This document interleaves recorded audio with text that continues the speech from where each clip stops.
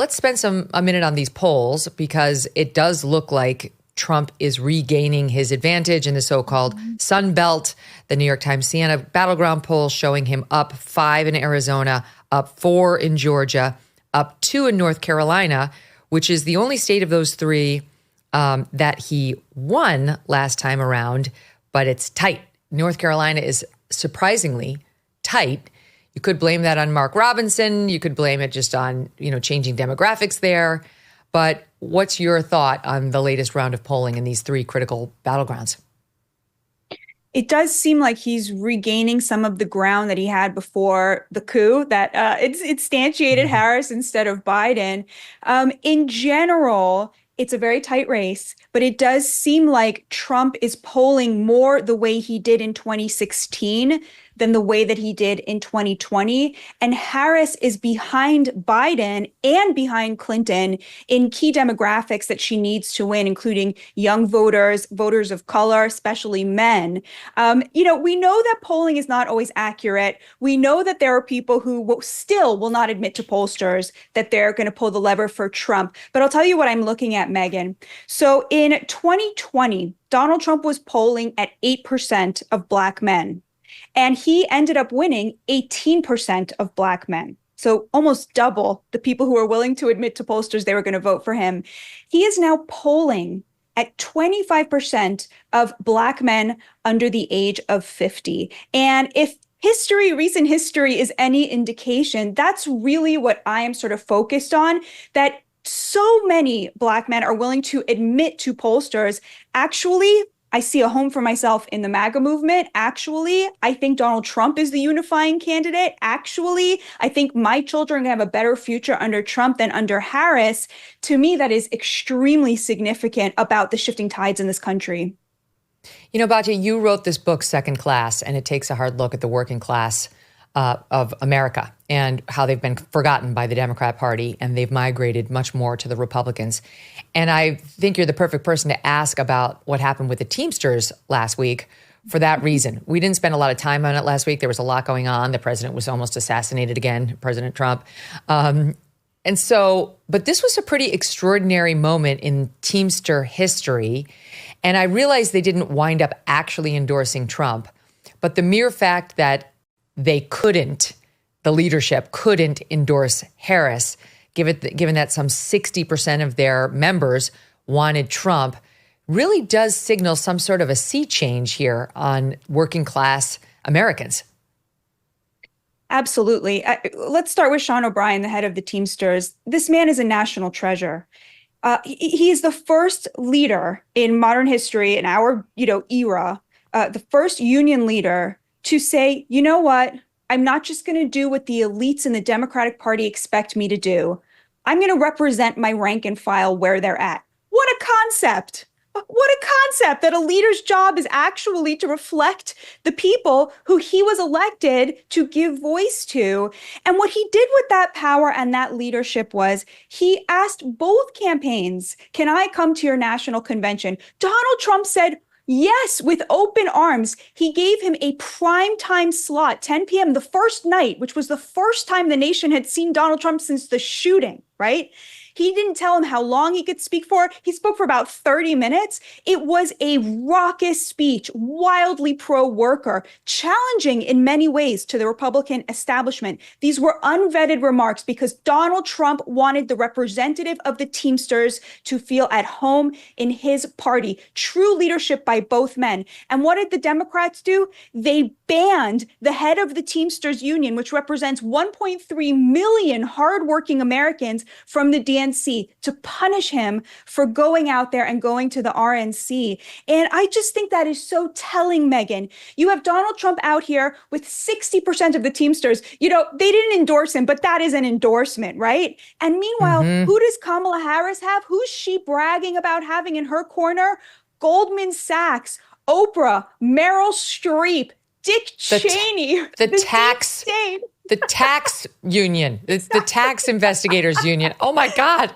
Who wants to vote for the candidate who the people who work for the IRS are voting for? That's exactly right. This is the political realignment around class lines. Donald Trump has cobbled together a mass populist movement of working class Americans of all races because more unifies us as Americans than divides us. That is the MAGA movement right now. And meanwhile, Kamala Harris is leaning into the elites who have become the Democrats' base. That's what we're seeing. And by the way, just one more quick point. The UAW, the United Auto Workers, right? They're very, very much still in the Democrats' camp. The thing you have to understand, Megyn, is that over a quarter of UAW members are not auto workers. They work at universities. They are grad students. What? They are adjunct professors. Yes, because what happened was the UAW realized that auto workers are Trump voters. And so they started to basically swell their ranks with college educated elites, effectively trying to become like one of these white collar unions. When I worked at my last job and they tried to get me to join the union, my last job as a journalist, the union that represented them was the UAW. Okay. So, That's there really insane. is, yes, there is a class divide even within the unions, but the union leadership in America often really does they play the political game and they're in the pocket of the Democrats and they ignore their rank and file, unlike Sean O'Brien. And honestly, Megyn, this is a watershed moment. You think the electricians' unions, those electricians who are all Trump voters, they're going to let their leaders next time round endorse a Democrat? They won't, because they look at what Sean O'Brien did and they say, we want a leader like that. Oh my gosh, that reminds me of my mom, who is constantly talking to her electrician, who is definitely a Trump voter. And she gets all sorts of information from him. And I'm like, Mom, have you been on the internet again? What's happening? She's like, no, I talked to the electrician. He's definitely pro-Trump. You mentioned Sean O'Brien at the RNC. Here's a little bit of that for folks who missed it. No other nominee in the race would have invited the Teamsters into this arena. Now, you can have whatever opinion you want, but one thing is clear. President Trump is a candidate who is not afraid of hearing from new, loud, and often critical voices. And I think we all can agree, whether people like him or they don't like him, in light of what happened to him on Saturday, he has proven to be one tough SOB.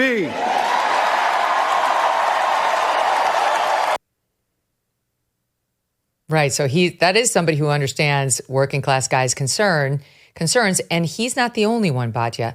John Fetterman.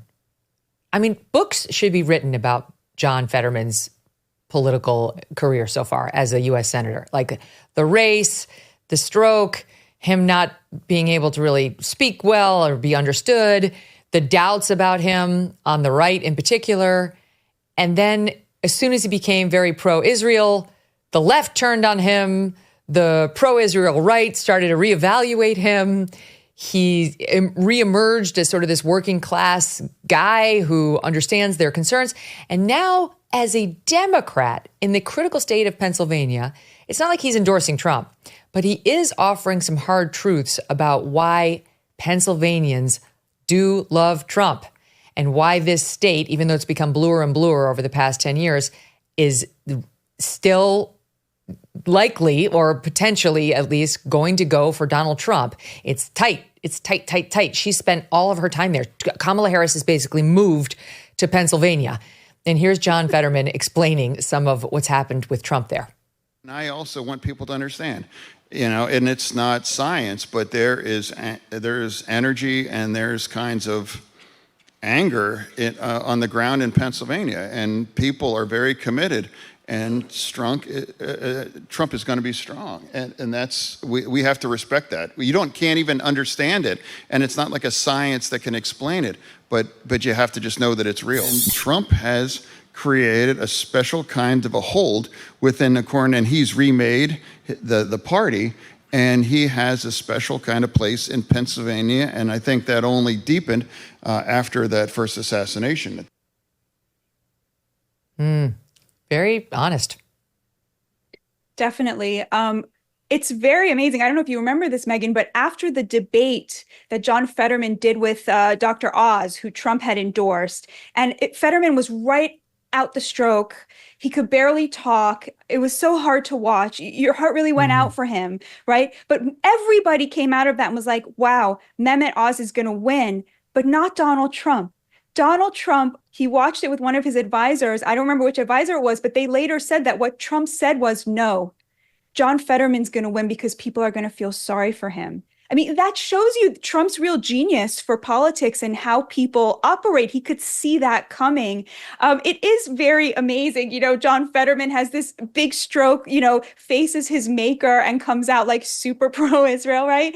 I think it's very interesting that he's able to both stay a Democrat while facing down the far left of his party. I think that shows real strength and character. I mean, obviously, I want him to find his way to Trump and find his way to understanding why so many of his own constituents are so solidly in the MAGA camp and why it's because they want a better future for their children and why they're right about that. But I do think that it takes a lot of strength to be attacked so viciously and vociferously from your own side and still toe the line and say, no, I represent where the Democrats ideally should be. And I think, Megyn, even for us who are kind of on the other side of things, we should want a better Democratic Party, right? Like we should want the Democratic Party that's represented by John Fetterman to fight against rather than the Democratic Party that's represented by Rashida Tlaib, because we should want this country to be having debates that are elevated and about the issues and are legitimate and honest rather than whether Jews deserve to exist, right?